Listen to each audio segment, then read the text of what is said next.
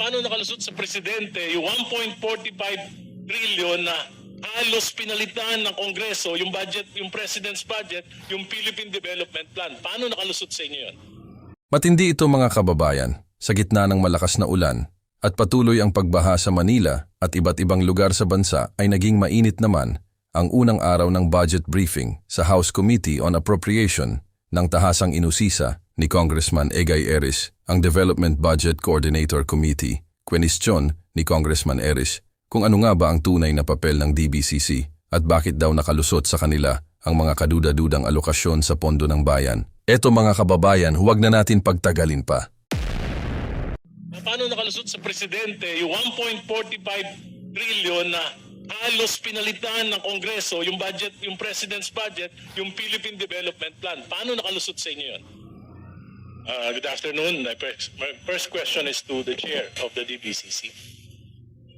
Can you explain to us what is particularly, basically the role of the DBCC in rationalizing the National Expenditures Program, particularly on public policy standards, in alignment with the Philippine Development Plan, and maintaining an equitable distribution of resources? Madam Chair, Your Honor, the DBCC as a committee considers, approves, and recommends to the President yun pong ating medium to long-term fiscal program. Kabilang po dyan yung ating projected deficit and fixing as well the ceiling, the expenditure program. At yun po yung ginagamit ng DBM naman kapag na-fix na po ng DBCC yung ating magiging ceiling ng expenditure program. Yun po yung ginagamit na ng DBM sa pag-assess ng bawat isang proposal ng mga ahensya. At sa DBM na po nangyayari yung pag-assess po natin ng alignment with our priority development plans and implementation readiness of the proposal. And you have parameters, for example, in assessing projects of the departments, and can you name it?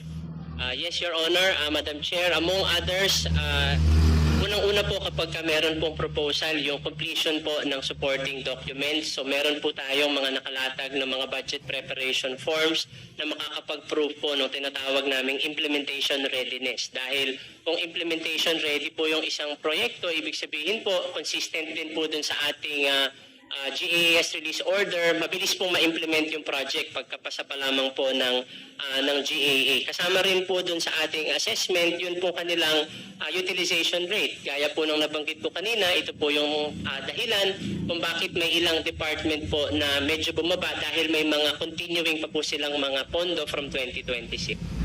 With that, how can you explain that 1.45 trillion of the national budget in the 19th Congress were realigned to projects that were not really meant to be?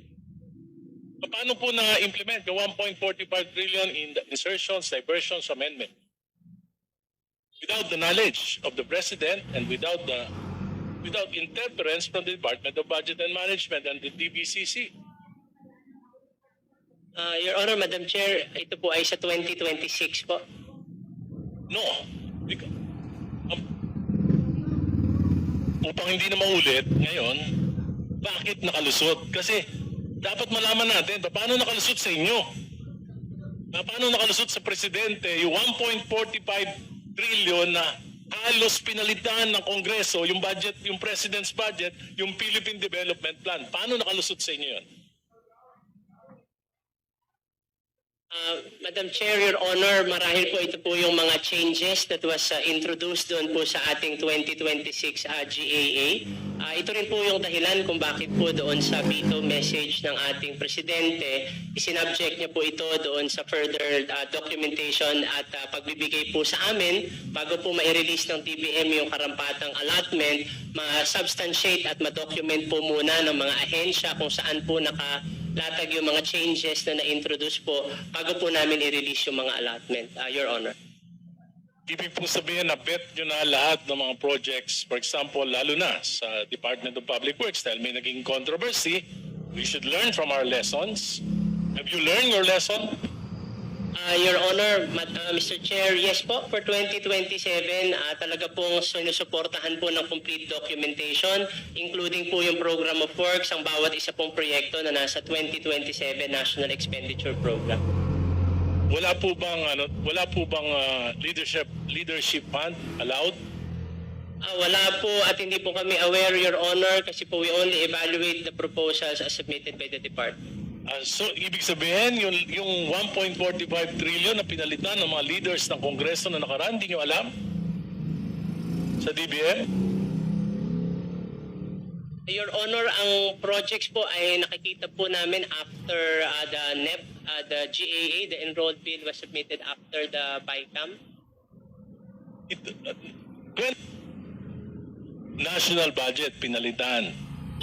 2024, pinalitan. 2025, pinalitan.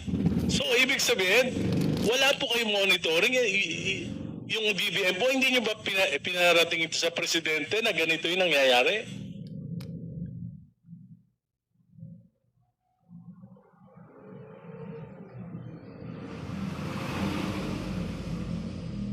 Your Honor, Madam Chair, patungkol po doon sa mga, although yun nga po, I'm not personally privy on that particular items, yung po pagbabago naman po doon sa NEP to GAA, ay ang comparison lang po nito once we receive the enrolled bill bago po tayo mag-recommend. At yun nga po, ang naging karampatang rekomendasyon was to subject kung meron man pong changes na na-introduce or new projects ay isubstantiate po ng mga departments bago tuluyang ma-implement. Pero ang secretary po ng DBM, isa lang yan. Marami po kayong mga staff na matatagal na dyan. Ano ba nangyari? Bakit pumayag na hindi nyo ba brinif yung ating executive, yung ating presidente na ganyan ang ginagawa ng Kongreso? O wala na lang kayong kibo? Ganun po ba?